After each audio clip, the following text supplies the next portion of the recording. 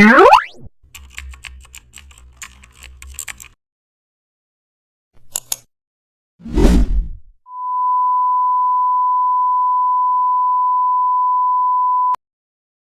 back to the channel. Don't forget to like, share and subscribe for more update.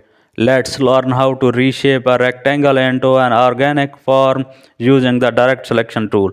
Start by selecting the rectangle on your canvas. Now switch to the direct selection tool to reveal its corner. Start by selecting the rectangle on your canvas. Now switch the direct selection tool, reveal its corner. Click one corner and drag it outward to create a curve. Next, adjust the handle to soften the curves. Move to the opposite corner and repeat the shaping. Now begin curving the side anchors for a more natural flow. Pull each anchor gently until the rectangles become fluid. Continuing shaping until you see a smooth organic